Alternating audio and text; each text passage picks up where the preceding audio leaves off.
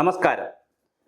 D A, D R, ശമ്പള പരിഷ്കരണം, ഇങ്ങനെ സർക്കാർ ഉദ്യോഗസ്ഥരുടെ പെൻഷൻ, പങ്കാളിത്ത pension, statutory pension, assured pension, ഇങ്ങനെ പലതും പറയുമ്പോൾ വലിയൊരു ജനവിഭാഗം, അത് സർക്കാർ സംവിധാനങ്ങളിൽ ജോലി ചെയ്തിട്ടുള്ള വലിയൊരു ജനവിഭാഗം EPF എന്ന് പറയുന്ന സംവിധാനത്തിനകത്ത് പെട്ടിട്ടുണ്ട്. ശരിക്കും പറഞ്ഞാൽ EPF വച്ചിരിക്കുന്നത് കശുവണ്ടി തൊഴിലാളികൾ, ബീഡി തൊഴിലാളികൾ, പ്രൈവറ്റ് മേഖലയ്ക്കാണ് പ്രധാനമായും EPF സംവിധാനം വച്ചിരിക്കുന്നത്. പക്ഷേ നമ്മുടെ സംസ്ഥാനത്തെ കെൽട്രോൺ, നിരവധി ഗവേഷണ സ്ഥാപനങ്ങൾ, Kerala state environment remote sensing and environment centre, ഇങ്ങനെ തുടങ്ങിയ ഒരുപാട് സ്ഥാപനങ്ങളിൽ LBS അതാന്ന് തോന്നുന്നു, അതായത് പെൻഷൻ, സ്റ്റാറ്റ്യൂട്ടറി പെൻഷൻ ഇല്ലാത്ത ഒരുപാട് ആട്ടോണമസ് സ്ഥാപനങ്ങളിൽ, CDIT, CWIRDM, അങ്ങനെ നേരത്തെ NSESൽ അങ്ങനെയാണ്. ഇപ്പോൾ NSES ഇപ്പോൾ കേന്ദ്ര ഗവൺമെൻറ് ഏറ്റെടുത്തു, അതോടുകൂടി അങ്ങനെയല്ല. അങ്ങനെ ഒരുപാട് സ്ഥാപനങ്ങളിൽ EPF സമ്പ്രദായമാണ്. അപ്പോൾ EPFൻ്റെ ഒരു provident fund, employees provident fund എന്ന് പറയുന്ന ഒരു സംവിധാനമാണ്. അതിൽ നിശ്ചിത തുക EPFലേക്ക് ഉദ്യോഗസ്ഥർ അടയ്ക്കണം. നിശ്ചിത തുക അടച്ചാൽ പെൻഷൻ പറ്റി പോകുമ്പോൾ ഒരു തുക കയ്യിൽ കിട്ടും. പിന്നെ അതിൽ നിന്ന് ചെറിയ എമൗണ്ട് പെൻഷനും കിട്ടും. പക്ഷേ ഇതിൻ്റെ സങ്കടകരമായ കാര്യം, സർക്കാർ സംവിധാനത്തിൽ 10 വർഷവും 20 വർഷവും 30 വർഷമൊക്കെ ജോലി ചെയ്തിട്ട് 2000 രൂപ മുതൽ 3000, 4000, 5000 രൂപയൊക്കെയാണ് പലർക്കും പെൻഷൻ കിട്ടുന്നത്. മഹാഭൂരിപക്ഷത്തിനും 10000 രൂപ പോലും പെൻഷൻ കിട്ടുന്നില്ല. ഇതൊരു വലിയ സങ്കടമാണ്, പ്രയാസമാണ്. ഒരുപാട് ആളുകൾ ഞങ്ങളുടെ സർക്കാർ സംവിധാനത്തിലെയും ഈ പിന്നെ പെൻഷൻ വാങ്ങുന്ന സംവിധാനത്തിലെയും ഉള്ള ആളുകളുടെ അവരുടെ ബന്ധുക്കൾ, അവരുടെ ഭാര്യ, സ്ത്രീകളാണെങ്കിൽ അവരുടെ ഭർത്താക്കന്മാർ, പുരുഷന്മാരാണെങ്കിൽ അവരുടെ ഭാര്യമാർ, അങ്ങനെ ഒത്തിരി അധികം ആളുകൾ, വലിയൊരു ജനവിഭാഗം ഈ പെൻഷൻ സ്കീമിൽ പെട്ടുപോയിട്ടുണ്ട്. EPFൻ്റെ 7500 ആക്കണമെന്നൊക്കെ പറഞ്ഞെങ്കിലും അത് സർക്കാർ ഉദ്യോഗസ്ഥർക്കൊന്നും, അതിൻ്റെ സർക്കാർ സംവിധാനത്തിൽ ആട്ടോണമസ് സംവിധാനങ്ങളിലൊക്കെ പ്രവർത്തിച്ചിരുന്ന ഒരാളിനും അത് കിട്ടിയിട്ടില്ല. അത് വലിയ ഗുരുതരമായ ഒരു സാമൂഹ്യ അനീതിയാണ്. ആർക്കായാലും ഒരു 10000 രൂപ കിട്ടത്തക്ക നിലയിലുള്ള ഒരു സംവിധാനം, ഒരു 10000 രൂപ പെൻഷൻ കിട്ടണ്ടേ ഒരാളിന് ജീവിക്കണമെങ്കിൽ? ഈ കാലഘട്ടത്തിൽ അസുഖങ്ങൾ, ഒരു മൊബൈൽ റീചാർജ് ചെയ്യണമെങ്കിലും 2 മാസത്തേക്ക് മൊബൈൽ റീചാർജ് ചെയ്യാൻ പോലും എത്ര രൂപ ആവശ്യം? അപ്പോൾ 2000 2500 രൂപയോ കിട്ടിയാൽ എന്തു ചെയ്യാനാണ്? അതിനകത്തൊരു തമാശ, ഇപ്പോൾ സാമൂഹ്യക്ഷേമ പെൻഷൻ 2000 രൂപയാണ്. അപ്പോൾ സാമൂഹ്യക്ഷേമ പെൻഷൻ 2000 രൂപ കിട്ടുന്നത് മറ്റേതെങ്കിലും പെൻഷൻ ഇതുപോലെ കിട്ടുകയാണെങ്കിൽ അവർക്ക് കിട്ടത്തുമില്ല. അല്ലെങ്കിൽ പിന്നെ ഈ EPF ഒക്കെ വാങ്ങുന്ന ആളുകൾക്ക് കുഴപ്പമില്ല. ഇപ്പോൾ സ്ത്രീകളാണെങ്കിൽ വിധവാ പെൻഷൻ, വാർദ്ധക്യകാല പെൻഷൻ, സാമൂഹ്യ സുരക്ഷാ പെൻഷനുകൾ വാങ്ങാനുള്ള അവസരം കൂടെ കൊടുത്താൽ മതി.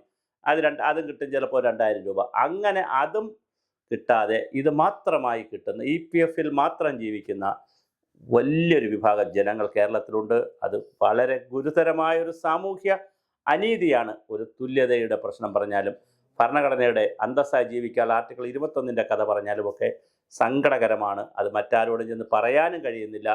പെൻഷൻ പറ്റിയോ, പെൻഷൻ പറ്റി, എത്ര രൂപ പെൻഷൻ എന്ന് ആരെങ്കിലും ചോദിക്കത്തില്ലല്ലോ. അപ്പോൾ പെൻഷൻ പറ്റി, ജോലിയിലിരുന്നപ്പോൾ ജീവിച്ചൊരു സോഷ്യൽ സ്റ്റാറ്റസ് ഉണ്ട്. ആ സോഷ്യൽ സ്റ്റാറ്റസിനനുസരിച്ച് പെൻഷൻ പറ്റി കഴിയുമ്പോൾ ഈ 2000 3000 രൂപ കിട്ടിയാൽ ചായ കുടിക്കാനുള്ള പൈസ പോലും ആകുന്നില്ല.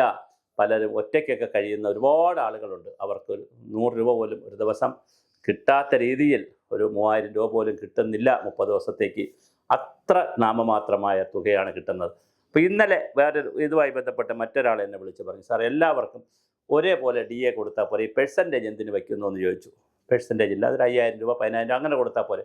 അങ്ങനെ കൊടുക്കാൻ പറ്റത്തില്ല. കാര്യം DA എന്ന് പറയുന്നതും DR എന്ന് പറയുന്നതും വച്ചിരിക്കുന്നത് ഓരോ ലെവലിലുള്ള ഉദ്യോഗസ്ഥർക്കും വ്യത്യസ്ത തോതിൽ തന്നെ പൈസ പെൻഷൻ പറ്റിയാലും കിട്ടണം. കാരണം അവരുടെ സോഷ്യൽ സ്റ്റാറ്റസാണ് ഇത് മെയിൻറ്റെയിൻ ചെയ്യാനാണ്.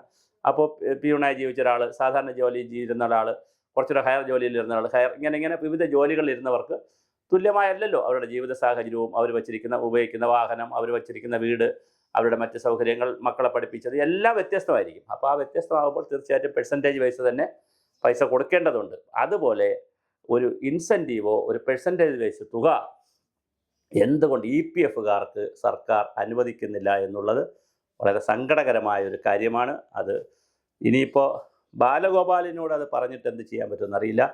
കാരണം കാലം കഴിഞ്ഞു, അവരുടെ സമയം തീരുന്നു. അതേസമയം മാനിഫെസ്റ്റോ വരുന്നുണ്ട്. മാനിഫെസ്റ്റോയിലോ അല്ലെങ്കിൽ തുടർ ഗവൺമെൻറ്റോ ഗൗരവമായി ആലോചിക്കേണ്ട ഒരു വിഷയമാണ്. എംപ്ലോയീസ് പ്രോവിഡൻറ്റ് ഫണ്ട് വാങ്ങുന്ന സർക്കാർ ജീവനക്കാരായിട്ടുള്ള, അതായത് സർക്കാരിൻ്റെ അർദ്ധ സർക്കാർ സ്ഥാപനങ്ങളിൽ ജോലി ചെയ്യുന്ന, സ്വയംഭരണ സ്ഥാപനങ്ങളിൽ ജോലി ചെയ്യുന്ന, ഓട്ടോണമസ് സ്ഥാപനങ്ങളിൽ ജോലി ചെയ്യുന്ന EPF വാങ്ങുന്നവർക്ക് വളരെ കൃത്യമായി പിന്നെ ഒരു 10,000 രൂപയെങ്കിലും പക്ഷേ അതിന് പറയുന്നൊരു ന്യായം, ചില സ്ഥാപനങ്ങളിലെങ്കിലും 60 വയസ്സ് വരെയാണ്, 65 വയസ്സ് വരെയുണ്ട്, ചില സ്ഥാപനങ്ങളിൽ 62. എന്നാൽ 56 വയസ്സിലും പെൻഷൻ പറ്റുന്ന സ്ഥാപനങ്ങളുമുണ്ട്, 58 വയസ്സിൽ പെൻഷൻ പറ്റുന്ന സ്ഥാപനങ്ങളുണ്ട്.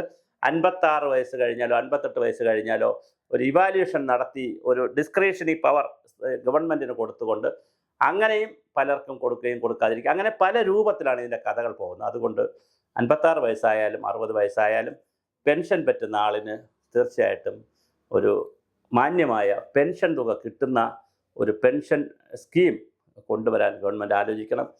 ഇത് ഗൗരവമായി വരുന്നത് പലപ്പോഴും ഈ സ്റ്റാറ്റ്യൂട്ടറി പെൻഷൻ വാങ്ങുന്നവരോ ഡിപ്പാർട്ട്മെൻറ്റിലുള്ള ആളുകളെ മാത്രമാണ് പലപ്പോഴും സർക്കാർ ഉദ്യോഗസ്ഥരെ അംഗീകരിക്കുകയും അവർക്ക് ആനുകൂല്യങ്ങൾ കൂടുതൽ കിട്ടുകയും ചെയ്യുന്നു. അത് കൊടുക്കണ്ട എന്നല്ല, ഒരാളിൻ്റെ ആനുകൂല്യം കട്ട് ചെയ്യാനോ കുറയ്ക്കാനോ അല്ല നമ്മൾ ഈ പറയുന്നത്. പക്ഷേ ഒരു വിഭാഗം ആളുകൾക്ക് നല്ല ആനുകൂല്യം കിട്ടുമ്പോൾ മറ്റൊരു വിഭാഗം ആളുകൾക്ക് നാമമാത്രമായ പൈസയാണ് കിട്ടുന്നത്. ഒരാളിന് 1 ലക്ഷം കിട്ടുമ്പോൾ തൊട്ടടുത്ത ആളിന് 2,000 രൂപയാണ് കിട്ടുന്നതെന്ന് പറഞ്ഞാൽ ഇതിൻ്റെ അനോമലി, അതിൻ്റെ ഡിസ്പാരിറ്റി എന്ന് പറയുന്നത്, ഇതിൻ്റെ ഒരു എന്താ പറയുക, ഒരു അയോഗ്യത തന്നെയുണ്ട്.